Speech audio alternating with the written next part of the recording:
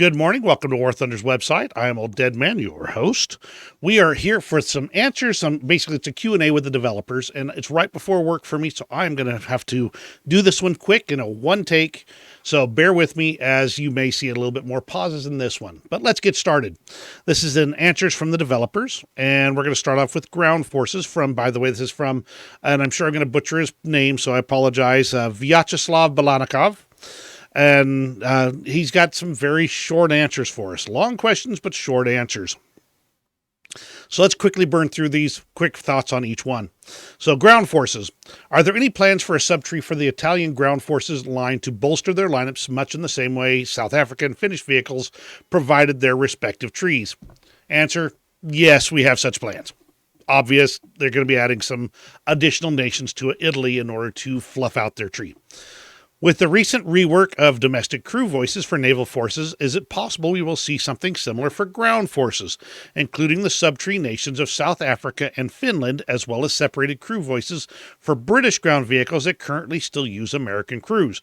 Answer, yes, we're working on it.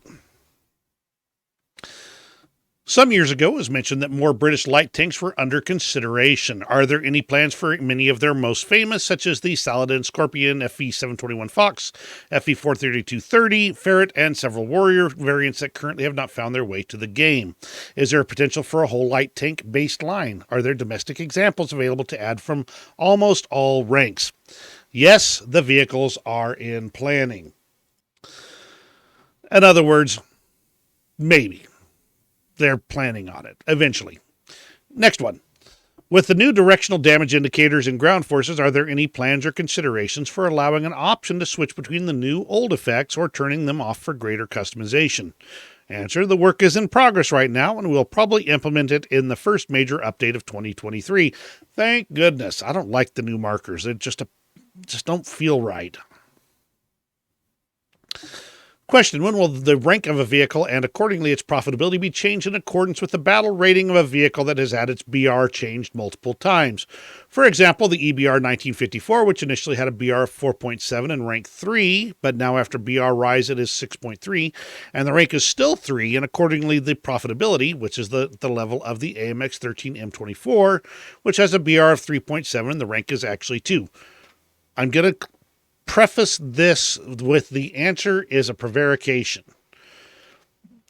And you can basically, the answer on this one is not even touching the actual question.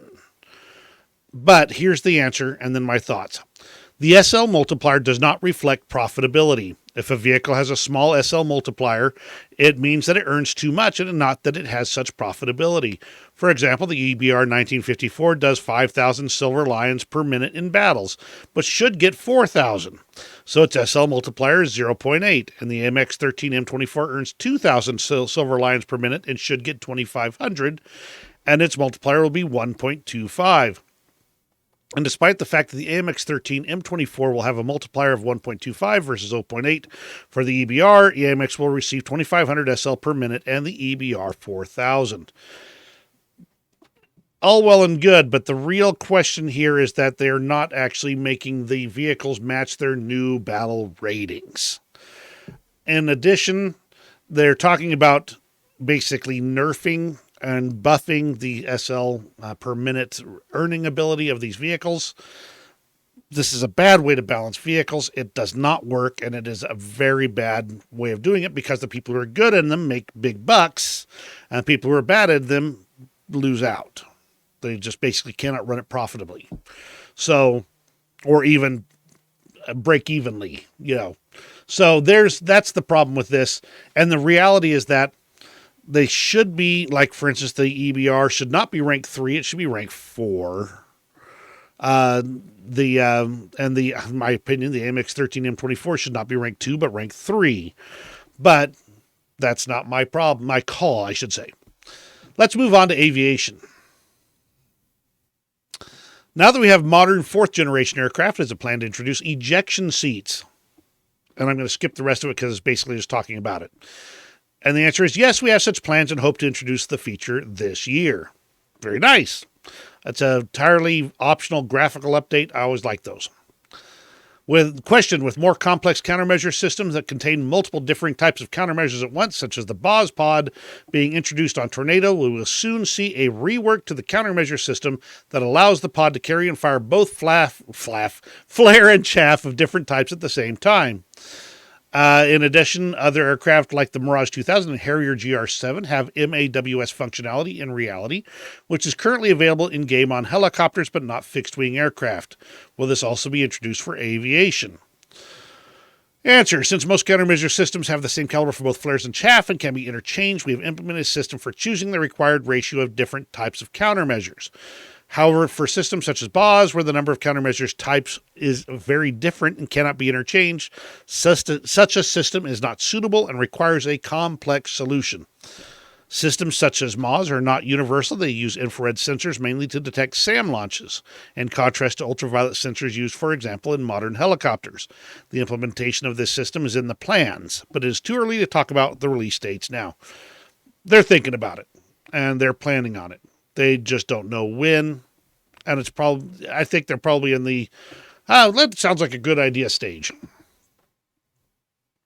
Japan is one of the nations that lacks top-tier SAM and close air support aircraft. Any plans to fill these gaps with domestic vehicles or by adding any kind of a subtree, say South Korean? In fact, Japan doesn't possess modern ground strike jets, but this year we plan to add multi-purpose aviation capable of dealing with ground targets. They did not even mention the SAM part of it. And they didn't address the whole subtree bit right there. But they are adding additional multi-purpose aviation. So that's a thing. Do you plan to return the lead marker for aircraft which are able to calculate it in reality? Answer. We are considering implementing instrumental lead indicators, first of all, as part of the cockpit HUD view, but probably in the third-person view as well. The old lead marker will rise again. I'm actually interested in seeing it in the cockpit view because would be a lot of fun, especially in sim battles. Any plans of transferring all BR 11.3 plus aviation in the ARB mode to the EC size maps of 128 by 128? Dropping the rest because it's just editorializing. And the answer is no, we do not want to transfer the top tiers completely on the biggest maps, but their quantity will be increased for sure. We're working on it right now and preparing to introduce some large missions for the top-tier aircraft. That's going to mean top-tier aviation is going to be a lot harder to grind out because those huge maps, while that's accurate that we shouldn't be on teeny tiny postage stamp maps, it's also accurate that they could fix that problem mainly by just spreading the ground targets around so that people can actually work the edges of the maps instead of being constantly under the threat of high-speed, low-drag fighters coming over and offing them off. The current iteration of top-tier aviation, even on the small maps, is literally pure dogfighting in the middle, and dogfighting in quotes because much of it is just air-to-air missiles. The air-to-air missile spam is real. So larger maps sounds good, but it really means that you're just not going to be engaging with enemy targets very quickly when you get in there. Just as a thought. I actually support larger maps, but when I'm in a hurry to get something done, they don't work for me because I'm going to need more time than the 30-minute timer to be able to accomplish anything useful. Do you plan a more functional environment for airfields apart from AA guns, destructible radars, jamming stations, drone control centers, ballistic and SAM missiles that, when destroyed, affect the enemy AA efficiency? Any plans for destructible runways if there are more than one in the mission? Answer, probably yes. More targets, more good. All good. Do you plan to introduce anti-radar missiles for aircraft that have them? In 11.0 mixed battles with SAM SPAGs dominate aircraft, anti-radar missiles might help. Answer, yes, we're considering this type of missile. Unfortunately, there are lots of problems and actual data of their efficiency is controversial. Translation, they don't have good data. Anyway, such missiles require a lot of effort in collecting data and possibly specific simplification in their in-game mechanics. For example, we know that none of the massively used ARM produced in the 1960s through 80s were not capable. They used a double negative, but so I'm interpreting what they meant. 1960s, 1980s ARMs were not very good at properly targeting and hitting the SAM SPAGs. often used in war thunder. Their targets are mainly such systems as the S-75, S-300, Hawk, and Patriot with uncertain efficiency. Nonetheless, we do consider anti-radiation missiles as a possible balancing media of close support aircraft against missile SPAGs. Good. I think that's a great way to start things off. So, all the better, more better. Question, more physics for aircraft bombs, such as weight to armor penetration ratio. Answer, yes, kinetic damage is planned for aircraft bombs. Yes! I love it. If you think about it, that means that you could penetrate, say, a tank with a torpedo. Mainly because it's so dang heavy. Question, is it under consideration to include the AGM-114L for helicopters that used it, given the advancement of weaponry added to the game since the introduction of the previous variants of Hellfire? Answer, apologies, I had a cough there, and I didn't get it quite cut off in time. Answer, this missile is not considered at the moment since it is capable of completely ignoring smoke screens, which is far off balance. Did you consider that when you added the chrysanthemum? That Russian radar-based tank destroyer that can look right through smoke? Naval. Is there any news or developments you can tell us about the development of the French coastal and blue water fleets? Stay tuned for news. Hopefully that means they're actually intending to introduce them. And usually stay tuned for news means it's going to be really soon. So that'll be good to look for. Previous update brought a variety of camo options for destroyers in all nations. Is it possible we will see customization for small coastal vehicles and the return of many of the skins from back during the closed testing of naval forces? Yes, such customization options for both ships and boats are planned for the upcoming updates. Question, at the moment, naval gaming modes look suspended. On the one hand, we have ABRB sessions, which are too arcade. On the other hand, we have naval EC with massive battles, dynamic tasks, and progressive spawn, but with basic arcade mechanics which feel obsolete here. Where will naval battles go? Will it be more arcade or realistic? Do you plan to introduce some kind of simulator battles based on the EC? Answer, we plan to develop both modes. Simulator battles are not planned. I'm not terribly surprised. Mainly because simulator usually indicates you are doing more to actually function the vehicle. You have to do things more by hand. Things are more realistically placed. Whereas naval, you're trying to emulate 1,000 people on a ship. It's kind of hard to do that for one person without just being abstracted down to arcade levels anyway. Question, do you plan to introduce a circuit flight mode for scout planes and naval battles? Answer, yes, we plan to improve this mode and add it to the game in the upcoming updates. Excellent. They've already got that on drones, so a circuit flight mode should be super easy. Question, do you plan to revisit the damage from fragments, which reportedly calculate only explosive weight of the shell? At the moment, the damage to the crew compartments of ships deal only with external explosion with no damage to the compartment from explosions inside. And the answer is... I'm going to summarize this one. No, it's not. The way that works is they see it as working as intended.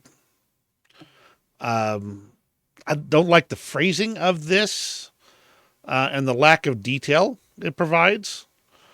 But that's just me. Feels a little dismissive. But that's also probably because they've translated this through probably 10 languages to get to English.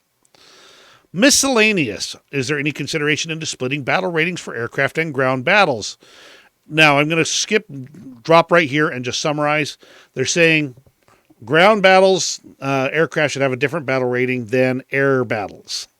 That's what they're saying. The answer here is interesting and revealing to me.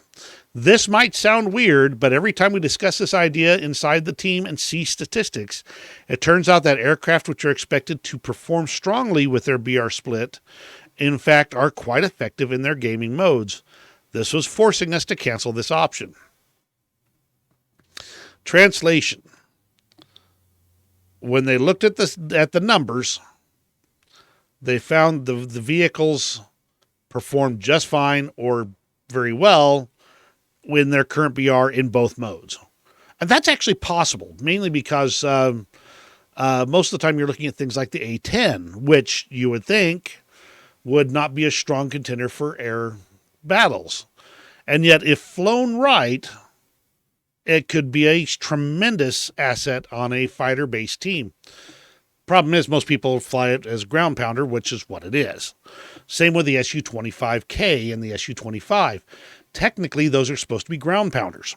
And yet their performance is very much a fighter level of performance, which tells me the odds are the flight model is wrong and that they are overestimating its ability to fly that agilely with a full loadout. That's what I suspect is really going on. But just my opinion. We'll see if that ever changes. But the Su-25 is a premium, so I don't expect it to. And that is the Q&A.